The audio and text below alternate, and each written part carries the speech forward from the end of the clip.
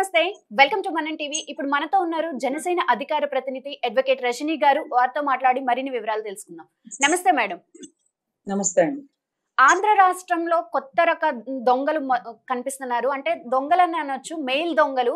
ఎందుకంటే ఒక పక్క చంద్రబాబు నాయుడు గారు ఎంతో కష్టపడి సింగపూర్ నుంచి ఇన్వెస్ట్‌మెంట్స్ తీసుకురావాలి, ఆంధ్ర రాష్ట్రం అభివృద్ధి గురించి ఆలోచిస్తుంటే, మరో పక్క వైఎస్ఆర్‌సీపీకి సంబంధించిన మురళీకృష్ణ అనే వ్యక్తి ఫ్రాడ్ మెయిల్స్ పెడుతున్నారు సింగపూర్ గవర్నమెంట్‌కి. ఏంటంటే, ఆంధ్ర రాష్ట్రం ఒక డిజాస్టర్ రాష్ట్రం అవ్వబోతుంది, ఇక్కడ పెట్టుబడులు పెట్టొద్దు అని పెడుతున్నారు. అసలు ఇటువంటి స్వభావాన్ని ఎలా చూడాలంటారు? నమస్తే అండి.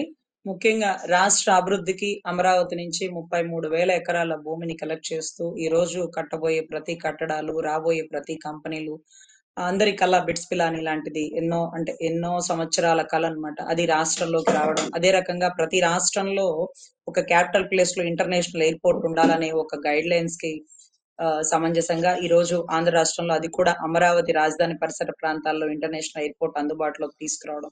ఇదంతా రాష్ట్ర అభివృద్ధిని ఒక 10 అడుగులు ముందుకు తీసుకువెళ్లాలని ఒక 75 ఏళ్ల వయసు గల వ్యక్తి పడుతున్నటువంటి తపన. ఎందుకంటే మేము ఎప్పుడన్నా పక్క రాష్ట్రాలకు వెళ్తే ఎయిదర్ బెంగుళూరు వెళ్ళినా, లేకపోతే తెలంగాణ, హైదరాబాద్ వెళ్ళినా, మేము అక్కడ కట్టడాలు, అక్కడ ఉన్నటువంటి కంపెనీలు రాత్రి 7:30, 8 తర్వాత చూస్తే ఒక చీకటి ప్రపంచంలో వెలుతులు చిమ్మేటటువంటి ఆ కట్టడాలు, భవనాలను చూస్తుంటే విదేశాల్లో ఉన్నామేమో అనిపించేటటువంటి పరిస్థితి నెలకొంటుందండి. మరి మా ఆంధ్ర రాష్ట్రం ఎప్పుడు డెవలప్ అవుతది? రాష్ట్ర విభజన తర్వాత ఆంధ్ర రాష్ట్రానికి రావాల్సినటువంటి నిధులు కానీ, లేకపోతే ఇక్కడ అవ్వాల్సినటువంటి డెవలప్‌మెంట్ కానీ, సో డెవలప్‌మెంట్ అంతా తెలంగాణకి వదిలేసి మళ్ళీ ఖాళీ చేతులు పట్టుకొని వచ్చినటువంటి ఆంధ్ర రాష్ట్రానికి ఒక ఆశాపూరితమైనటువంటి వ్యక్తి చంద్రబాబు నాయుడు గారనే చెప్పాలండి. ఎందుకంటే ఆ విజనరీ ఎంత గొప్పగా ఉంటుందని నరేంద్ర మోడీ గారు సైతం ప్రశంసించినటువంటి దాఖలాలు. ఆయన గుజరాత్ ముఖ్యమంత్రిగా ఉన్నప్పుడు, ఈయన ఆంధ్ర రాష్ట్ర ముఖ్యమంత్రిగా ఉన్నప్పుడు, ఈయన తెలివితేటల కోసం ఎంతో మంది ఐఏఎస్‌లని, ఐపీఎస్‌లని కూడా పంపించినటువంటి పరిస్థితి.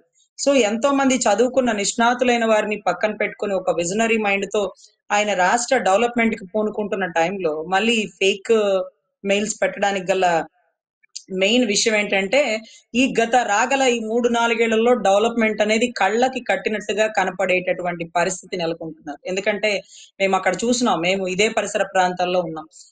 అక్కడ ఉన్నటువంటి విట్ గాని, ఎస్ఆర్ఎం గాని, కొన్ని భవనాలు కానీ, కొన్ని కాలేజెస్ కానీ, యూనివర్సిటీస్ కానీ చూస్తుంటే ఇవి ఇక్కడ ఎప్పుడు నెలకొనిందో మాకే తెలీదండి ఈ లోకల్ వాళ్ళకి.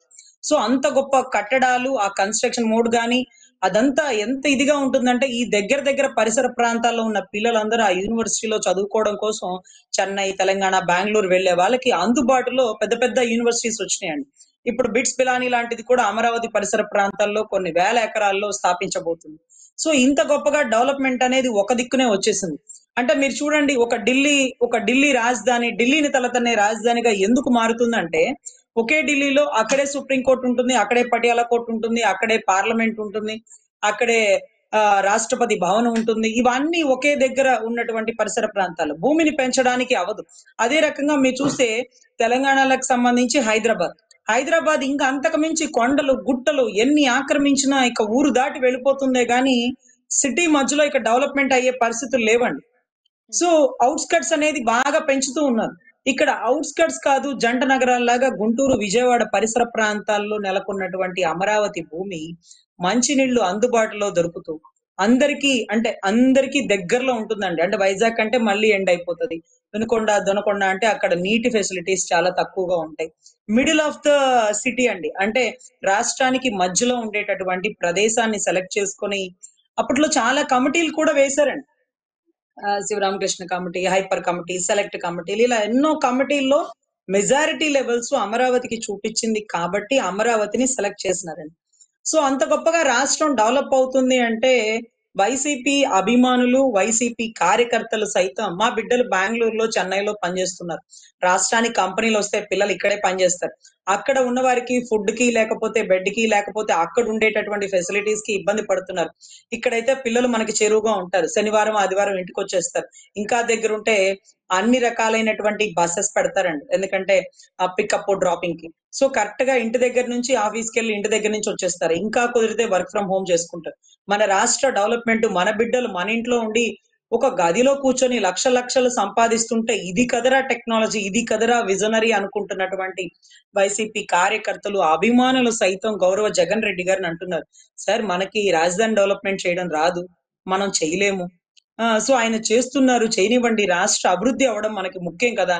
సో ముందు మన బిడ్డల భవిష్యత్తు బావుండాలి. మనం ఎదుగుతాం ఒక రూ. 1,00,00,000 సంపాదించుకొని. కానీ మన బిడ్డలకు ఆ తెలివితేటలు లేవు. మన బిడ్డలు ఎలా ఎదగాలి? వారి చదువుతోనే, వాడి విజ్ఞానంతోనే ఎదగాలి. సో అటువంటి చదువు, విజ్ఞానం, అవకాశాలు, తెలివితేటలు అవన్నీ పెట్టగల ప్రదేశం సాఫ్ట్‌వేర్ కంపెనీల్లో లేకపోతే ఇంకొక సంబంధించిన వాటిల్లో వ్యాపారాల్లో. సో అవన్నీ మన రాష్ట్రంలో వస్తున్నాయి. ఇక్కడ ఎంతో మందికి ఉపాధి దొరుకుతుంది. చదువు లేని వారికి క్లీనింగ్ డిపార్ట్‌మెంట్‌లోనో, లేకపోతే మేనేజింగ్ డిపార్ట్‌మెంట్‌లోనో, లేకపోతే స్టోరేజ్ డిపార్ట్‌మెంట్‌లోనో అన్ని చోట్ల అవకాశాలు ఉంటున్నాయండి. వీరికి లేదు, వీరికి ఉంది అని చెప్పడానికి లేదు. ఖాళీగా ఇంట్లో కూర్చున్నోడు కూడా అదే రకంగా గేట్ దగ్గర కూర్చుపోయే వారికి గేట్ తీయండి. లేకపోతే ఎవరొస్తున్నారో వాళ్ళని సంతకం పెట్టించుకోండి. మీరు కూడా ఏమీ రాయక్కర్లేదు. డైరీ అటు తిప్పి మీ పేరు, మీ డీటెయిల్స్ రాయండి అని రాయించుకోండి. మీకు 25,000 జీతం, మీకు 18,000 జీతం అంటుంటే ప్రతి ఒక్కరు ఓపిక తెచ్చుకొని ఉద్యోగాలు చేయడానికి ముందుకొస్తున్నారు. సో ఇంత గొప్ప ఉపాధి కల్పిస్తున్న పరిస్థితుల్లో చాలా ఆశ్చర్యం అవుతుంది. పిఎల్ఆర్ కంపెనీకి సంబంధించిన పెద్దిరెడ్డి రామచంద్రారెడ్డికి సంబంధించిన అనుచరుడు మురళీకృష్ణ ఒక ఫేక్ మెయిల్స్ పెడుతున్నారు. రాష్ట్రం అంట డెవలప్ అవుదట. తర్వాత భూములిచ్చిన భూములిచ్చిన రైతులకు సంబంధించి ఇక్కడ చాలా ఇబ్బందికర పరిస్థితులున్నాయి. మళ్ళీ ప్రభుత్వం ఉండదు. ప్రభుత్వం పడిపోతుంది. జగన్ గారి గవర్నమెంటే వస్తుంది. జగన్ గారు అసలు రాజధాని పట్టించుకోరు. అనవసరంగా మీరు కంపెనీ పెట్టుకొని మధ్యలో ఎత్తేసుకోవాల్సొస్తది మీ దుకాణం. గతంలో కూడా ఏం జరిగిందో చూసినారా అని. అప్పట్లో కూడా ఈశ్వరయ్య అని ఒక సింగపూర్‌కి సంబంధించినటువంటి ఒక వ్యక్తి ఉండేవారండి. మనకి సింగపూర్‌కి సంబంధించిన ఒక మీడియేటర్ అన్నమాట. ఇండియన్ అంబాసిడర్ లాంటి వ్యక్తి. ఆయన్ని కూడా బెదిరించినారు. ఇదిగో నువ్వు సింగపూర్ కంపెనీలు గనక రాష్ట్రానికి తీసుకొస్తే నీ మీద గంజాయి కేసులు, డ్రగ్ కేసులు, ఆ కేసులు, ఈ కేసులు పెట్టేస్తానంటే ఈశ్వరయ్య గారి సైతం భయపడిపోయినటువంటి పరిస్థితి. వచ్చేపోయే సింగపూర్ కంపెనీ మీరిక్కడ కంపెనీలు పెట్టండి. మీ ఇక్కడ కంపెనీలో ఉద్యోగాలు ఇవ్వడం కాదు, డ్రగ్‌లు తయారు చేస్తున్నారని, ఆడబిడ్డల్ని ఆ దేశం నుంచి ఈ దేశానికొచ్చి వ్యాపారాలు చేస్తున్నారని, అందులోనూ మీకు తెలుసో లేదో మా రాష్ట్రంలో హెచ్ఐవి ఎయిడ్స్ బాగా ఉంది. ఇది రాష్ట్ర రాజధాని కాదు, వేశ్యల రాజధాని. ఇదిగో టీవీలో వచ్చింది చూసారా? ఇదిగో మ్యాగజైన్‌లో వచ్చింది చూసారా? అంటూ వచ్చేపోయే కంపెనీలని భయభ్రాంతులకు గురి చేస్తున్నటువంటి పరిస్థితి. అసలు చాలా దారుణం. మనం ఎదగడం కంటే మన చుట్టూ ఉండేవాళ్ళు ఎదిగితే, ఆ ఎదుగుదల మన ఎదుగుదలకి ఎంతో కొంత తోడ్పాటవుతది. మనకు ఉపయోగపడతది. సో మనం ఒక్కళ్ళమే తింటే కడుపు నిండొచ్చు. కానీ చుట్టుపక్కల వాళ్ళు మొత్తం మన వల్ల ఒక ఉపాధి పొంది వాళ్ళు కడుపు నిండా తినగలిగితే వారు మనస్ఫూర్తిగా మనం బాగుండాలని కోరుకుంటారు. సో అటువంటి పరిస్థితిలో కనీస జ్ఞానం కూడా లేకుండా ఈరోజు వచ్చే కంపెనీలు వెనక్కి తరిమి కొడుతూ, కియా మోటార్స్ లాంటి వాళ్ళని పంపించేస్తూ, లూలు కంపెనీ వాళ్ళు లాంటి వాళ్ళు రాసిన అగ్రిమెంట్ సైతం క్యాన్సిల్ చేసుకుంటూ, సింగపూర్‌కి మనకి ఉన్నటువంటి మీడియేటర్ లాంటి వ్యక్తులు, అంబాసిడర్‌లు వాళ్ళ మీద కేసులు పెడతానంటూ మేము చూసినామండి. వియత్నాం లాంటి చిన్న దేశాలు కూడా మన మన క్యాపిటల్‌లో 2,000 ఎకరాలు ఇస్తే మేము స్మార్ట్ సిటీ కడతాం. మేము హైటెక్ సిటీ కడతాం. లేకపోతే ఇలాంటివన్నీ ఆఫర్‌లు అడుగుతున్నాయండి. చిన్న చిన్న దేశాలే 2, 3,000 ఎకరాలు అడుగుతుంటే, ఇక పెద్ద దేశాలు వచ్చేపోయే కంపెనీలు, ఇక్కడ వాళ్ళ ఇన్వెస్ట్‌మెంట్స్, వాళ్ళ ఉపాధులు ఇవన్నీ ఎంత గొప్పగా డెవలప్ అవుతదండి. నిజంగా ఎందుకంత దారుణం? మీ ఇల్లు కూడా తాడేపల్లి ప్యాలెస్ చుట్టూనే కట్టుకున్నారు గదా! మీ చుట్టూ ఉండే స్లమ్‌ని మొత్తాన్ని తొలగించినారు కదా! పాపం చిన్న చిన్న ఇళ్లల్లో 30 ఏళ్ల నుంచి ఉన్నవాళ్ళు అరెరెరే! నిన్నగాక మొన్నొచ్చి ఇల్లు కడతా మన ఇల్లు లేపేస్తున్నాడేంటి? అంటున్న పరిస్థితి నెలకొనింది కదా! అయినా సరే అంటే పేదోడిని కొట్టాలి, మనమే పైన పెరగాలి అన్న పరిస్థితుల్లో మీరు వాళ్ళ ఇళ్ళన్నీ తీపిచ్చి మీరక్కడ ఇల్లు కట్టుకున్నారు. మీ కనుచూపు మేరలో ఇంత గొప్ప డెవలప్‌మెంట్ వస్తే అది మీకు కూడా మంచిదే కదా! రాష్ట్ర ప్రగతికి కూడా ముఖ్యమే కదా! రాష్ట్ర అభివృద్ధిని మీరు మీరు కాంక్షించట్లేదా? మీరు గతంలో అసెంబ్లీలో 33,000 ఎకరాలు కాదు 40,000 ఎకరాలు ఇచ్చినా నేను డెవలప్ చేయగలనని మాట్లాడారు కదా! మరి ఆ స్టేట్‌మెంట్‌లన్నీ రివైండ్ చేసి ఇప్పుడు ప్లే చేస్తే మీరు తలెక్కడ పెట్టుకుంటారు? సో ఎంత దారుణం అంటే మీరే ఎదగాల. మిడిల్ క్లాస్ వాడు ఎదగకూడదా? పేదోడిలాగే ఉండాలి. మీరిచ్చే పథకాల కోసం వెంపర్లాడాలా? పేదోడిని పెద్దోడు చేస్తారు. P4 project రైల్‌లోకొచ్చింది. ప్రతి ఒక్కడు మాకు పథకం అక్కర్లా. మా బిడ్డలు లక్షలు సంపాదిస్తున్నారు. మాకు మీరిచ్చే ఇల్లు అక్కర్లా. మా బిడ్డలకి వాళ్ళ కంపెనీలో క్వార్టర్స్ ఇచ్చారు. మేము అక్కడే ఉంటాం.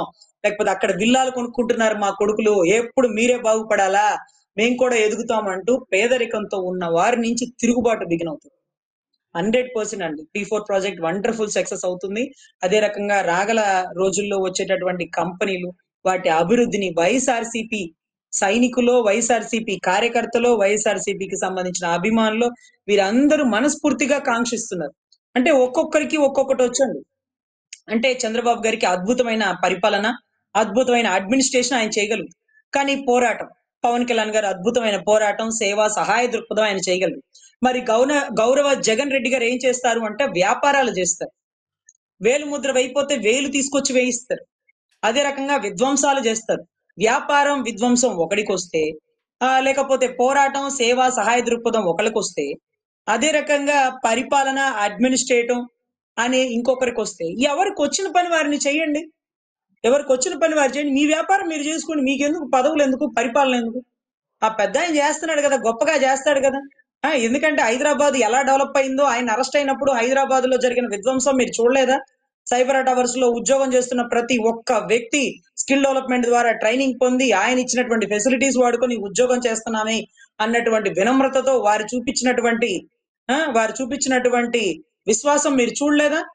సో అదే రకంగా చెన్నై, మహారాష్ట్ర, బెంగుళూరు, ఇకపోతే తెలంగాణ అందరూ విదేశాల్లో ఉండేటటువంటి బాబు గారి అభిమానులు, వారి నుంచి లబ్ధి పొందిన ప్రతి ఒక్కరు వారి విశ్వాసం చూపించుకోవడానికి మనస్ఫూర్తిగా ముందుకొస్తున్నారండి. సింగపూర్ లాంటి కంపెనీలలో పెద్ద పెద్ద ప్రాజెక్ట్ దారులు బాబు గారు ఏదైతే మీ ఎక్స్‌ప్లనేషన్ చూసినానో, నేను ఎప్పుడో 87లో నేను సింగపూర్‌కొచ్చేసినాను. మీరు గనక ఆ కంపెనీలు, ప్రాజెక్టులు అన్నీ మీరు అనుకున్నట్టు తీసుకురాగలిగితే నేను సింగపూర్‌ని వదిలేసి చనిపోయేటప్పుడు చివరి క్షణాల్లో నా భూమి మీద చనిపోవాలని కోరుకుంటున్నాను. నేను ఇక్కడే సేవ చేస్తాను. మన దేశానికే సేవ చేస్తాను. మనస్ఫూర్తిగా మన రాష్ట్రానికి కదిలి వస్తాను అంటూ ఎంతో మంది ఎన్ఆర్ఐలు చివర్లో మన రాష్ట్రానికే రావాలని ఉందండి. ఏదో బతుకు తెరువుకి ఇక్కడికొచ్చాం. అక్కడ బతకలేము కాబట్టి. కానీ మీరొచ్చారుగా, మేము బతుకుతాం. ఎంతో మంది యువతను మీరు బతికిస్తారు. సో అంటూ ఈరోజు మాట్లాడుతున్న మాటలకి నిజంగా కన్నీటి పర్యంతం అయిపోయింది.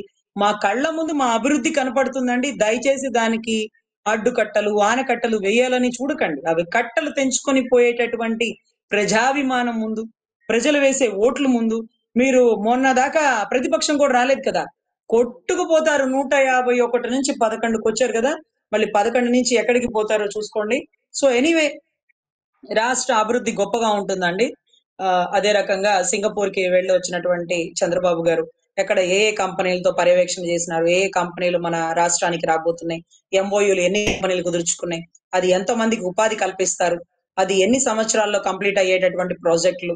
ఏ ఏ అంటే ఏ చదువుకున్న వారికి ఎక్కువ అవకాశాలుంటాయి? వీటికి సంబంధించిన విపుల సమాచారాన్ని మరొక్కసారి మీడియా ముందు ఆయన చెప్పాలని మేము మనస్ఫూర్తిగా కోరుకుంటున్నాం. మా కళ్ళ ముందు అంత అభివృద్ధి మాకు కనపడుతూ ఉంటే మేము ఎంత గొప్ప శత్రువుతోనైనా పోరాడతామండి. ఎందుకంటే ఇప్పుడు మా గురించి మేము కాదు రాష్ట్ర అభివృద్ధి గురించి పోరాడుతున్నామని కూటమి గొప్పగా పనిచేస్తుందండి. Yes. Right. Thank you madam. నమస్తే.